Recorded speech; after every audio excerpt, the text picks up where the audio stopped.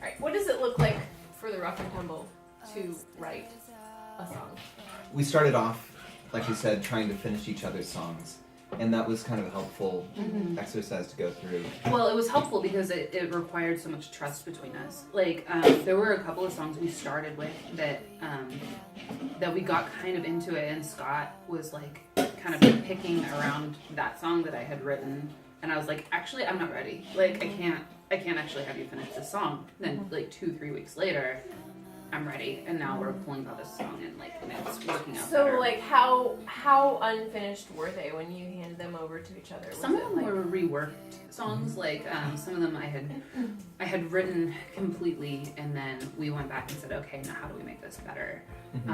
Which having a friend come in and say, okay, I'm gonna make this better for you is. It messes with all kinds of insecurities. Yeah. Like, wait, was it not good enough anyway? Was it not, you know? Yeah, and it's not always a good idea.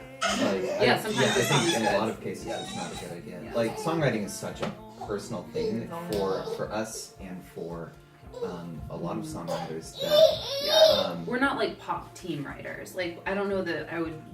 Maybe I could now, but at the time when we started, I could not be part of a team that's making this song so that, you know, Justin Bieber, our hero, could sing it. It's just not something that I feel like. Well, yeah.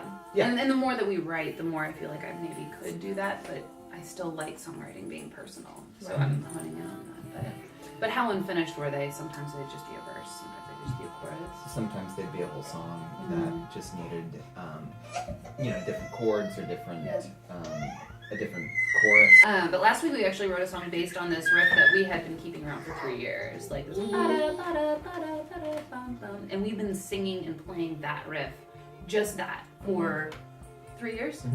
And finally last week we were like, that's it, it's going into a song. And that was all that the song was based on going into it. So that's how unfinished that one was. Yeah, we did a project called the Rough and Tumble's Holiday Awareness Campaign. One of my favorites. In which it was kind of a year-long project where we took 24 essentially prompts. You know, we took 24 holidays and had to write a song for that holiday. And it was a really good exercise for us. Because we were releasing them as we were writing them. So we had to write them, record them, and release them twice a month. And so it was super stressful. And luckily we had a good engineer who would take our late night calls and say, we need to get this recorded, like, because the holiday's coming up in 4 days, you know, that sort of thing. So we were really fortunate to have a couple of people who were willing to help us out in that project. And sometimes it still is like that gut-wrenching, you know, like, I need to get this thing. It's the same thing that I was doing when I was a teenager. Like, I have to get this thing out, and once I get this thing out, I will feel better, and maybe it could be a good song. Like, sometimes it's important to put your self-care first in writing rather than the pressure from the outside to make it something good. And sometimes those things line up. So when you guys write a song together, is it still sort of that process of handing over something one of you have started?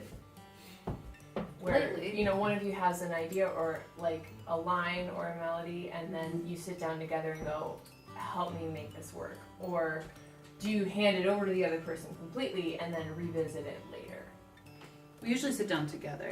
Sometimes we'll toss each other things. Like this last weekend, we had this idea, and I said, "Oh, what do you think about this line?"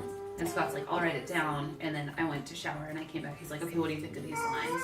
He's like, "Cool. Okay, let's let that simmer for a little while." And like, so we're like percolating this song right now, where we're both individually thinking about it, but when it's time to write it, we're going to come together and write it and say, okay, what have you come up with now? Like, there have been a lot of situations where we used to have this writing table where we just like wrote on the tabletop. Literally wrote on the table. That's so cool. Where is it now? It's currently in my sister's basement. It was a table that my dad had built for me, and I've been carrying it around with me everywhere. Actually, it's a table that used to be in our house when we were roommate. Yeah. Yeah, Yeah. so we put the tablecloth on it, and when we were ready to write, it was this really like fun, like take off the tablecloth, sit down with a marker, and like actually. So there's all these early songs on this stable piece. Yeah, but I mean, we would sit down and at the table and just like come up with songs and kind of just work on playing together, you know, and work on making fun sounds with the air.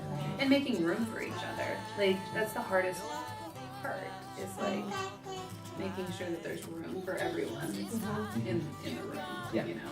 Because as soon as somebody shuts down, like, it's over. You know, as soon as there's not enough space or air for one person to be able to just feel like, then it's not going to be the song that you're going to feel good at. There have been songwriting sessions where, like, I haven't been vulnerable with the other person, and at the end of the day, like, there's still a song. Like, you can always write a song. Right. You can just make it surface. Yeah, just fun, sort of, you know, and sometimes not even fun, but like, it maybe doesn't grab you in the same way that a song in which you share part of yourself with another person would grab you. And I think that's still kind of the goal with writing songs.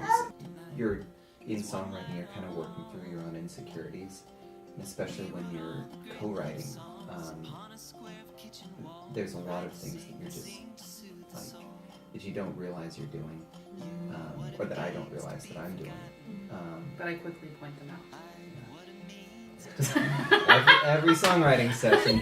That's why we have so many songs. Very good, Scott. But You were talking. yeah, and so it's. I think maybe another facet of that is just. It's hard to share It's hard to be vulnerable with someone, but it's also. It's hard not to sabotage that with your own insecurity. Do you guys have any tips for collaborating for beginners? Like myself, I have only collaborated once, and it wasn't really a bad experience. It was just a long time ago, and I don't really feel like I wrote the song. It was much more like me feeding him ideas and him just like writing a line instead of like any lines that I would suggest were kind of thrown out. I think trying again is really important, and you know, if it's not working with one writing partner on that first day, like try it a second day, try it a third day. If it's still not working, like try a different writing partner, but don't give up on collaborating. Yeah, you are not always the lyricist. You are not always the best lyricist in the room. If you are the best lyricist in the room, you may not have the best lyrics to come up with at that time for this particular project. And I think recognizing that and not saying, I'm good at this one thing, therefore I want to be in charge of this one thing. That is so important. To just let that go and say, well, maybe today is my day that I'm going to come up with the hook. Yeah, thanks for sitting down with me today. Thank you for, and where can they find your music if they're interested? www.theroughandtumble.com, also on Spotify, iTunes, Facebook, Instagram, and your local bars and coffee shops. Yes. We are constantly on the road. Hang on. Can I just tell the people where to subscribe? Right there. Right there. Click subscribe. If you want to hear us collaborate this week, click on this video link, I think, in this corner over here. I think I see it. It's right there. Right there.